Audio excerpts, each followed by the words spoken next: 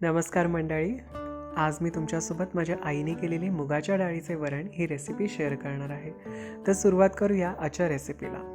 तर प्रथम आपण या इथे पातेल्यामध्ये पाणी घेतलेले आहे. पाण्याला छान अशी उकळी आल्यावर यामध्ये आपण स्वच्छ धुवून घेतलेली मुगाची डाळ घालून घेत आहोत.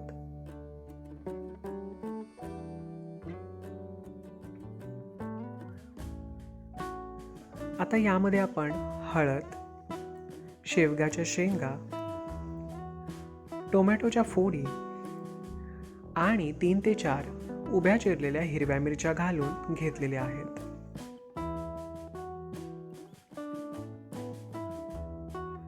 आणि वरून बारीक चिरलेली कोथिंबीर घालून घ्यायची आहे. आणि हे मिश्रण आपल्याला व्यवस्थित एकजीव करून थोडा वेळ शिजवून घ्यायचे आहे. आणि एका ताटामध्ये हे संपूर्ण मिश्रण काढून घ्यायचे आहे. आणि याच पातेल्यामध्ये आपण आपल्या वरणाच्या फोडणीची तयारी करून घेऊया.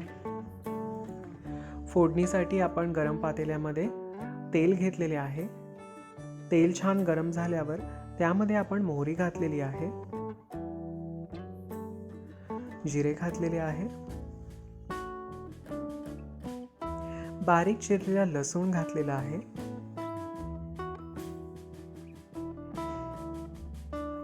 आणि कढीपत्त्याची पाने घालून घेतलेली आहे.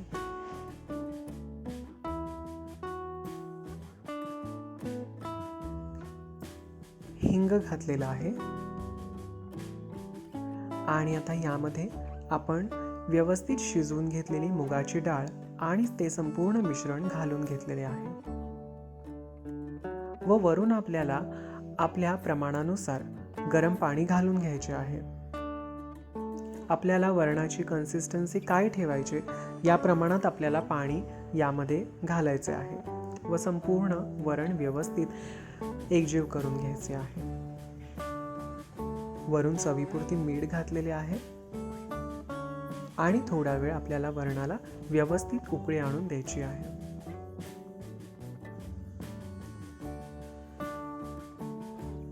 अशा प्रकारे आपले मुगाच्या डाळीचे वरण तयार झालेले आहे. तर तुम्ही सुद्धा या पौष्टिक अशा मुगाच्या डाळीच्या वरणाचा समावेश तुमच्या आहारामध्ये नियमित करू शकता. तर आजची रेसिपी आवडली असल्यास व्हिडिओला लाईक करा, व्हिडिओ शेअर करा आणि आपल्या मयुरेश घाडगे या यूट्यूब चॅनलला सबस्क्राईब करा. धन्यवाद.